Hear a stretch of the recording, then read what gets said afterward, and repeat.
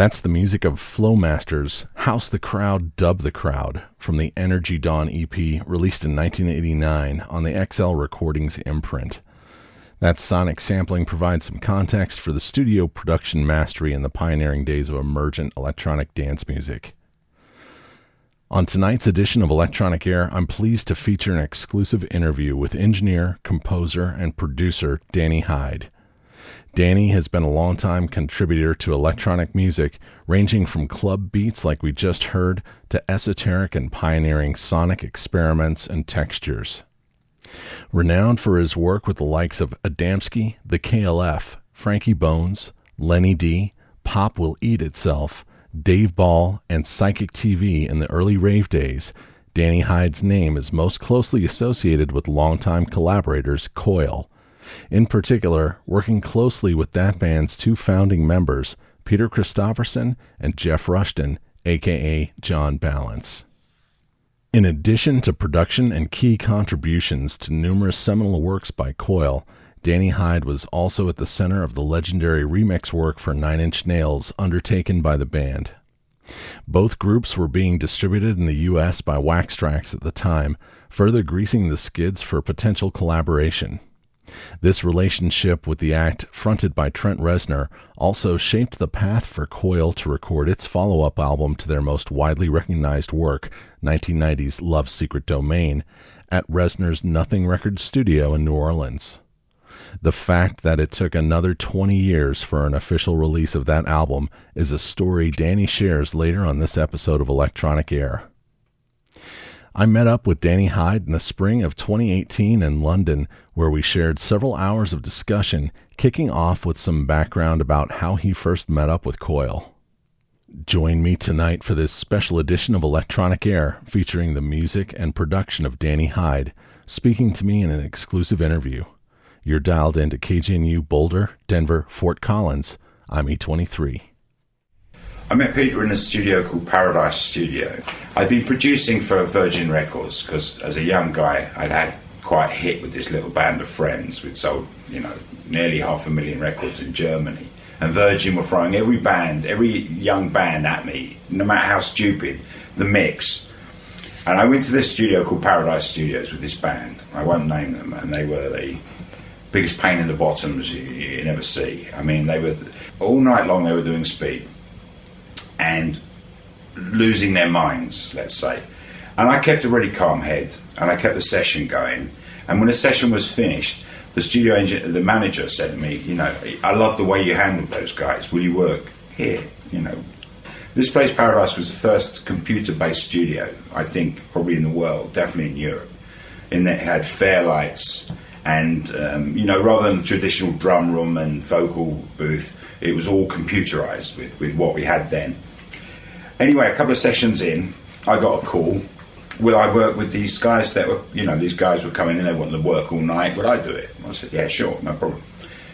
And it was Coil. It was Coil lads. And I think, looking back, we were doing the Hellraiser stuff because it was all toy pianos. And, I liked it. That was great with me. I quite really enjoyed it, as opposed to an egotistical young rock band, killing himself on pressure for the one shot at a demo.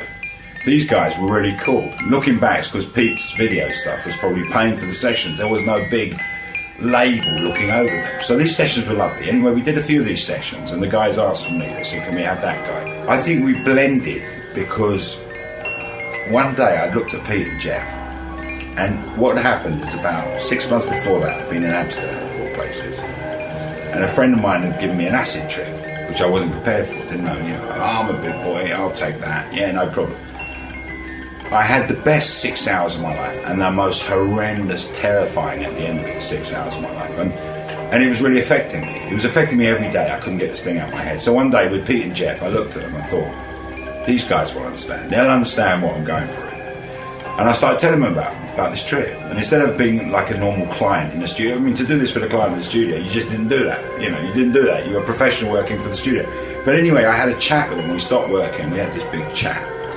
I could see they could understand what I was talking about, And I think that's what bonded us, because I think they left there and they must have thought, not only is this guy a bit of a head case, he understands the computers, but his name's Mr. Hyde, which would have appealed to them. You know, Dr. Jekyll and Mr. Hyde. It's like a perfect fit. He's Mr. Hyde, he uses computers, and he understands tripping.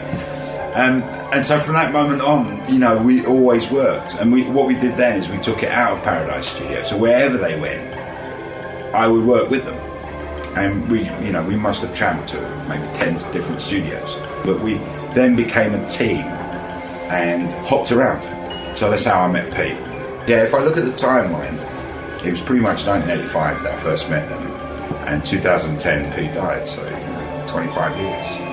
Wow. 25 years, yeah. Because in the beginning I was just engineering. That was purely engineering, i.e. mixing the stuff down. And if they wanted some help with something, not adding any keys, not doing any parts, not suggesting any harmonies, nothing. Just pure technical. And in the beginning I think they just figured, well, this guy's, you know, we get on with him, he kind of understands what we're trying to do, let's employ him around wherever we go. So that was the initial thing. The friendship and everything obviously came from, you know, all the adventures we had. Pete was the one I got on with. I always got on with Pete. Anything I wanted to talk to them about, I always go via Pete. Jeff might have been, looking back, Jeff might have been the visionary, but Pete was the guy that could make it happen. And also he was very good with people. He was very good with people. Pete would translate Jeff's vision to me to make the equipment do that thing.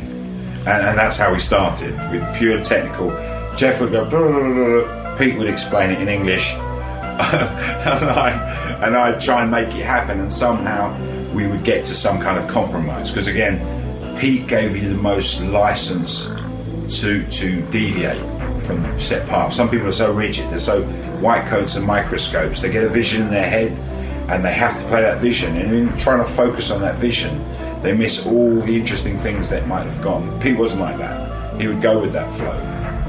And something will happen because you're relaxed, you're giving your best because you really like the guys, you are trying to do exactly what there's in their head. You're probably not getting it because everyone sees things differently from within their head, but Pete was the sort of guy who would understand that, and he'd allow the creative whatever flow, and maybe you weren't exactly on the line with them, but they like what that's doing, and we'll go with that now. I heard you touch on it initially in terms of Jeff being the visionary and Pete sort of being the actual... Well, I'm saying that looking back. I mean, it's not strictly true with the instrumentation, but if there's some rabid Coil fans out there, of which there are, I would guess that it was Jeff's vision they were locking onto. But in terms of, because of the lyrics and stuff, and the overall picture, but when it comes to the pure music, I would say a good 90% of the tracks we ever worked on came from Pete. He loved these kind of baroque, strange. Now, of course, it's cliche, everyone can use everything, but then it was very strange. Like Horse Rotorvator, what a great album, you know. But Pete would have been into his funny little loops of baroque style, you know, and kind of harpsichords. And I imagine that Jeff had a notebook of lyrics and said, oh, this one will go with that, as opposed to he arrived with a song and said, Pete, write some music for this. I think it always came from the music, and Jeff just had a notebook full of so many things that he would fit what, you know, oh, this one would go on that thing you're doing there, kind of thing, you know. So saying Jeff's a visionary is probably unfair to Pete. Pete was visionary in his own way, but I always think he was trying to fulfill Jeff's vision, you know. Like, again, Pete's ego wasn't so big, he was saying, no, I want it to go like, he never, you know. So Jeff wanted to suddenly go their way, then Pete would go that way, you know. So that's what I mean by Jeff being the visionary. My favourite Coil album and my favourite Coil project is what I would say is probably the one I had least effect on, which is Horse Rotorvator. Horse Rotorvator was purely a technical, finishing, polishing job. They pretty much had everything done by the time I got involved in that. And that's my favourite. So Love's Secret Domain is purely down to two things. Well, three things. Drugs. More importantly though, or equally as importantly, I bought some new machines because we were now on the road working wherever we could go. We weren't working at Paradise. And I'd got what I believe was the second Akai S1000 in the country because someone owed me some money, a producer owed me some money, he knew someone high up in Hackney, and he told me these things were coming in, and in lieu of the money I owe you, I'll get you one of these things. And so I got this thing quite early. I got it in beginning '89. So I mean, we're going to what, you know, before the release of Love Secret Domain. But with the machines, when you've got your own sampler and you've got a sequence drum machine like an Akai Lin, it dictates, or it opens new ways, let's say. And Love Secret Domain has got MPC 60 all over it. So if the MPC 60 wasn't there and I didn't have it, Love Secret Domain obviously wouldn't be as it is. But then there was the machines. There was the fact that we were quite indulgent, shall I say, and also the time being that acid house and everything was hitting the roads, you know, DIY dance records, and Jeff liked going out, you know. So I think he didn't mind that we were that way, because it is so different from Horse Rotorvator. I mean, let's be honest. Love Secret Domain, Horse Rotorvator could be different bands, you know. And if the machines weren't there, and if I hadn't been so involved in remixing at that time and working with lots of dance acts who will come into the story as we go on.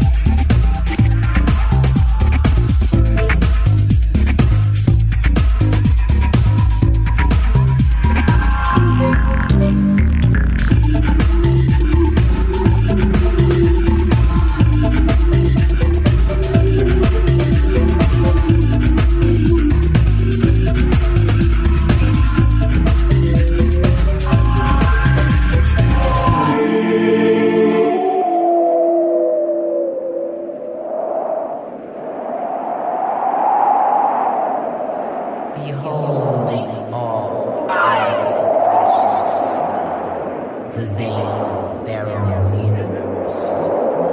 I take absolutely zero credit as such. I'm not sitting here like I was always wanted to be a tech backstage boy. I wanted other guys out on stage, egos, charisma. You all go out there. I like making the things back here. I don't want anyone to know about me. That's how I always was. But I have to say, if it wasn't for those particular machines, which, looking back, they cost a lot of money at the time. You know, I mean, it was a big investment for me, even though I got it as a trade price because of this money that was owed. If it wasn't for those machines, Love Secret Domain would not be anything like it is at the moment. It might have been better. It might have been worse, but it wouldn't be what it is. So the machines had a big part in that. And again, Peter's openness to not having a pre-made plan. You know, there wasn't a pre-made plan, right, let's make Horse Rotorvator 2. Because otherwise, again, well, that's number 4 of the equation. Because if he had that mentality, it wouldn't have happened. You know, he allowed, this is what we've got, this is what we're working with. I quite like what that does, let's go with that. You know, if he didn't have that mentality, again, it wouldn't have happened. So let's talk a little bit more about that, because I know that from a singles perspective, right, Love Secret Domain is sort of the album that has those, you know, the showcase singles. I mean, if you think of The Snow, you think of Windowpane. I mean, those are the two sort of standouts for folks who are just tangentially familiar with Coil. Can you talk a little bit about how those came about? You referenced the Acid House days. I can, because we can clear a lot of myths up here. I've seen on the net various times people really slag me off for The Snow or whatever, you know, but that's not Coil, what was that idiot doing? The fact of the matter is, The Snow wasn't my idea. I worked on some really good acid house tunes and bands and projects outside Coil. The last thing I wanted to do was do a pastiche of it. That was not my idea. That was Jeff. Jeff seriously wanted to do The Snow and said, let's get a beat going, and you know, and so it's funny that later on he disliked it, because that was his baby. I mean, that was not my baby. You know, I was into doing stuff away from beats, because I did beats all the time outside Coil. I didn't want to do beats. Same with Windowpane, that was their beat. The only beat, and I'm going to mention this now because I see a lot of I've seen a lot of negative stuff about me adding beats. The only beats I ever added to Coil that were beat loops were Protection, which was a laugh just for a bit of fun, and Unearthly Red, which was a loop in 2002, which we chopped up.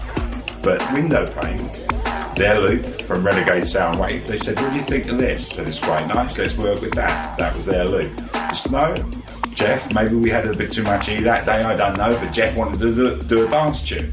And that came together in probably half an hour, that tune. And again, because, well, there's a funny story. I'd been working with this guy, Mike McElroy, great jazz keyboard player. I'd been working on other projects. We were in this studio called Matrix Studio, where we did lots of the dance acts. So obviously I'd recommended it to Coil, let's go to Matrix.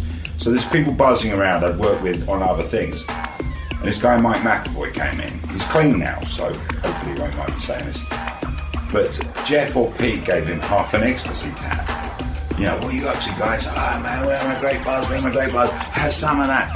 Mike went out, and he appeared about 40 minutes later, busted his nuts. Hey boys, like people do, you know, let's go back to the source of the fun.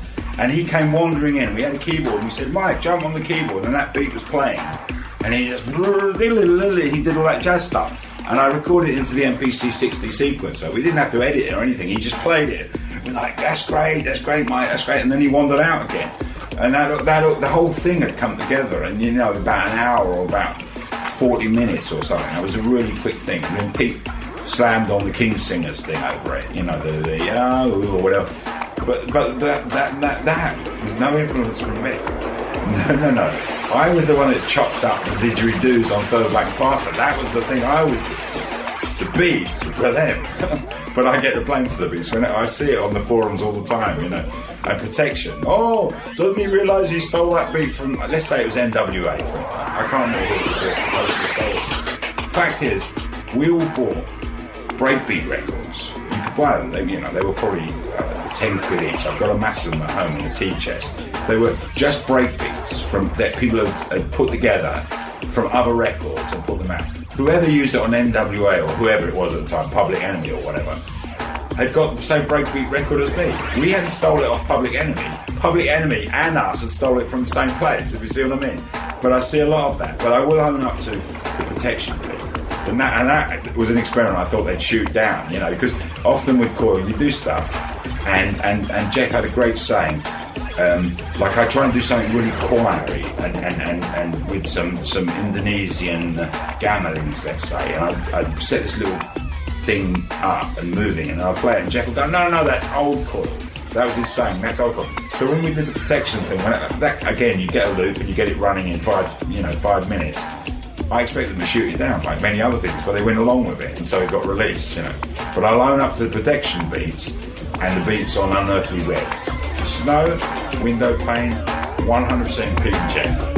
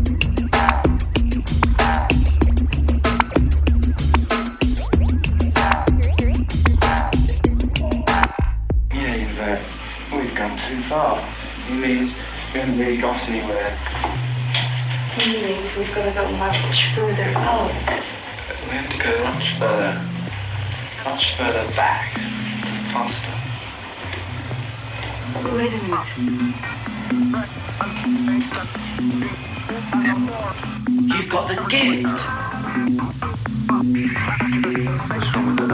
Yeah. Visual energy. Pulsating as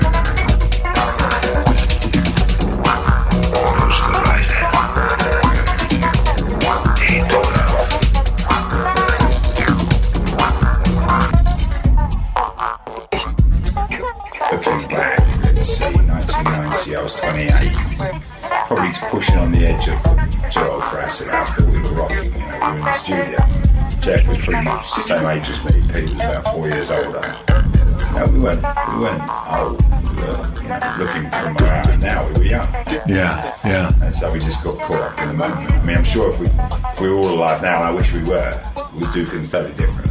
Of course we would. We'd probably appreciate doing all this stuff with a clear head. It's so much more fun. It might not create the madness, but at least when you wake up in the morning, the tune is as you remember it. You haven't gone off somewhere else and you have the fight round, to where you thought it was, kind of thing. Talk about Dark River. I've heard that was a nightmare, and that it was just right up to the 11th hour trying to get there. But we mixed that at Point Studio. Most of Love Secret Domain we mixed at Matrix on this mad week, which all of us, and it's been noted in the press. It's noted in the press that all of us said we'd never work that way again. I mean, there was no sleep. It was like a week non-stop. That was most of Love Secret Domain. But Dark River was mixed at a place called Point Studio, pretty much the year before.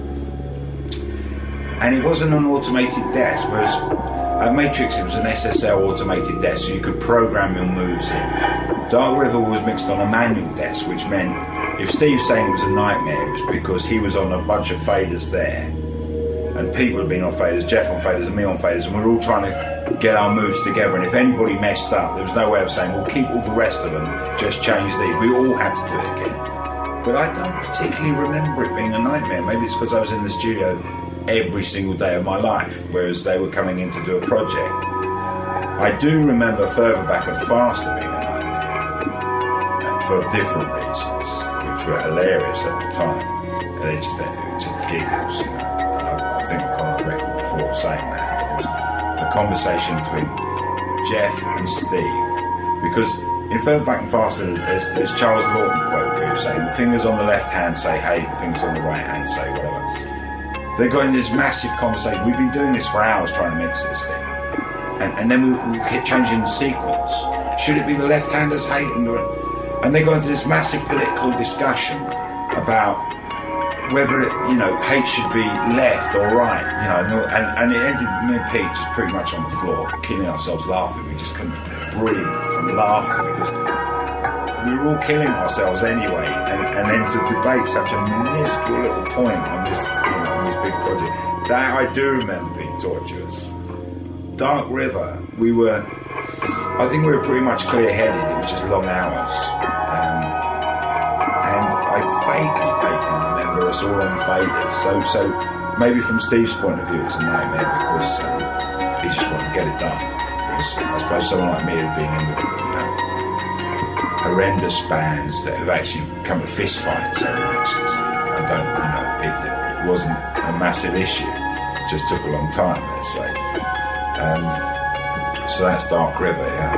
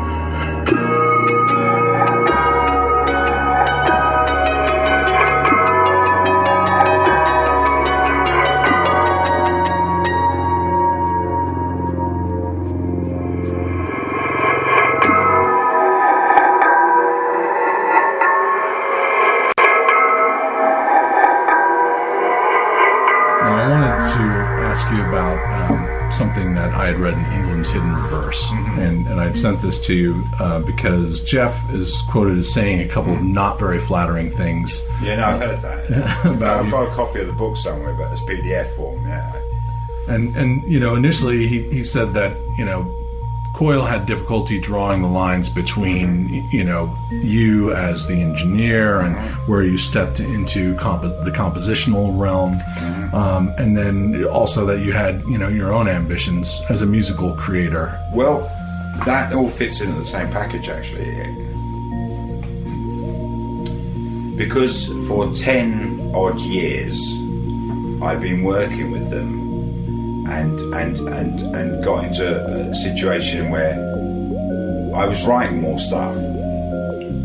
As we come up to the Backwards album, I had to sit them down. And I've got this conversation on dictaphone, which makes me laugh sometimes when I listen to it. Pete, Jeff and me discussing publishing royalties. Because what happened is, I worked with so many bands like Adamski and things. They had hits, and then I worked on albums with them, and I'd started writing parts for them.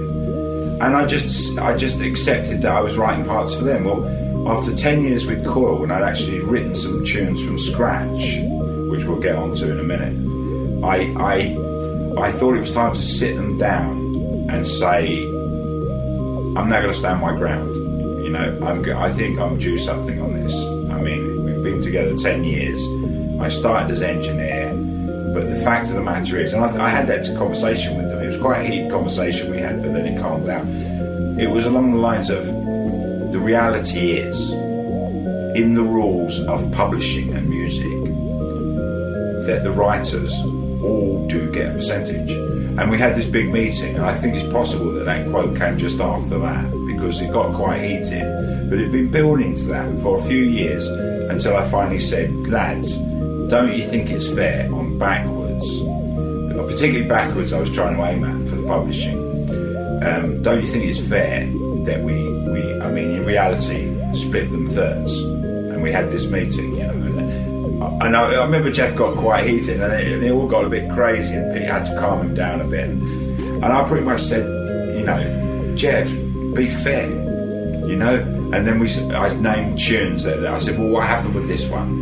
And he'd have to concede, okay, yeah, you wrote it and you brought it to us. And I said, well, look, I'm not asking for something that isn't mine. I'm just, all I want to do is, you know, feel a part of something. I am writing these. So just give me a share on what I've written. Let's discuss what you think is fair on the bits I've written. Not niggly-piggly, oh, I wrote a keyboard part on that, I want some tune. Although you could have done that. Some people do. But it just seemed after 10 years that it was time to have the conversation of, I'm not in the band. I was never going to be in the band. I was never even said I was in the band. But it reached a point where we had to have the conversation about going forward to protect us all. Because if something was suddenly grabbed for a film movie, I think the fact that music got used on Seven and we didn't even get a credit is what spurred me into this. And we pretty much wrote that. You know, we pretty much wrote that, but we got no royalties or anything, or because it's a remix of Nine Inch Nails, whereas a rewrite. But these were my friends, and I felt I could talk with them about this. That we had no managers then. I left my manager and my publisher at the time. They didn't come. I didn't want them getting in the way with the Coil lads, because these are my friends. So I want to have the conversation about. And I know Pete's a fair guy. So anyway, we arranged this meeting to have this conversation, just the three of us. And I think, you know, that got Jeff's back up a bit, and he lost his rag a little bit with it. And then we calmed down. I've got it on the dictaphone, and we all agreed, okay, on tracks that he's written, where there's a big lyric, he has all the share of the lyric, and we'll split the music thirds, which is essentially just a sixth of the tune. Well, that was the settlement we agreed. We said, okay, well, we'll sign it for all the tracks that are on Backwards.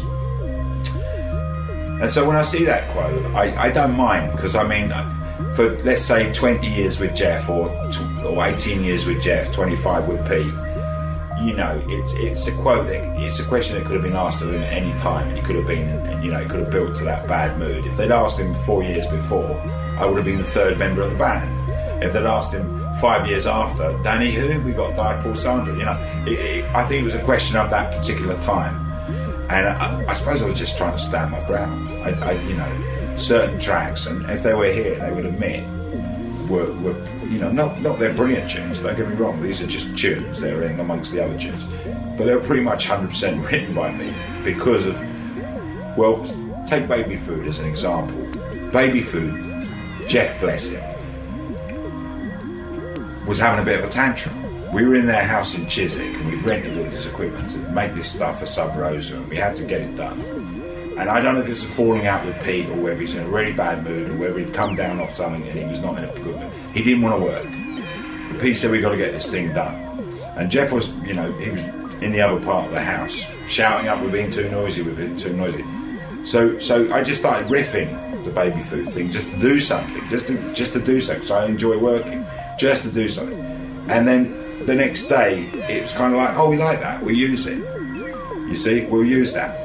So that's what I mean by writing something. Like, how much more can you write something than that? You've written the thing and people have gone, yeah, we like that, we'll use it. I mean, you've pretty much written it. So 3-4 years after that, I thought, for the Backwards album, I've got to have a proper conversation. We've got to get things in contract. We've basically got to get things on paper.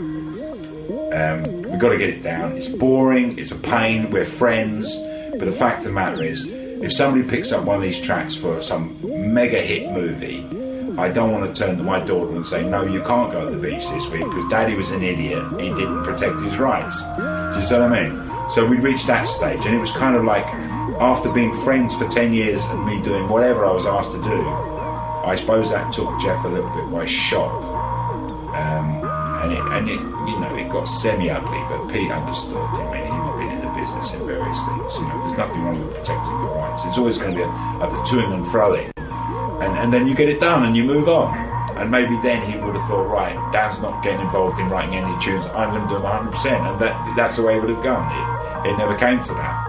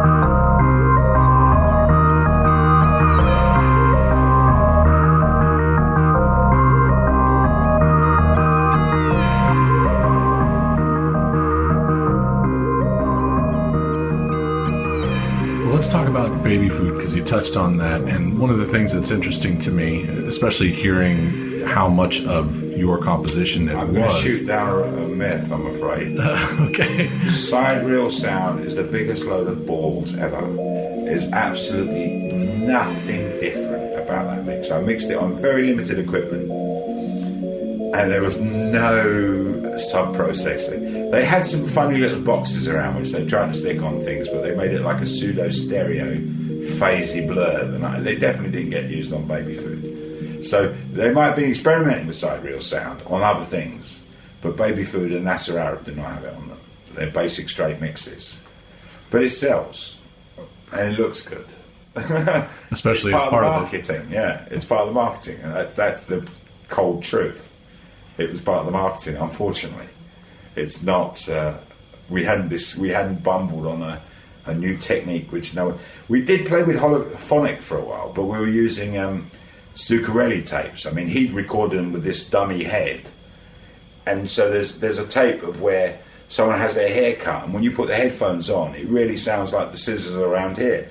We did use some of the preformed samples from Zuccarelli, but we certainly didn't have a process to create it ourselves. So I'm afraid that's a myth I might have shot down. But it was only on a couple of records, wasn't it? It's not like they put it on everything. That's true. It was, but it was something that I know, Jeff's fixation with Austin Osman Spare. Oh, yeah, the pictures. Yeah. Yeah. Yeah, maybe it just tied in, yeah. But unfortunately, I'm not saying they didn't use it on some of their later droney stuff. And maybe it was the formation of the idea, and so it went stamped on. But baby food certainly doesn't. Some kind of pseudo stereo effects, yeah, some phasey type stereo effects. But if he called sidereal sound, then we've been using that in studios for 10 years.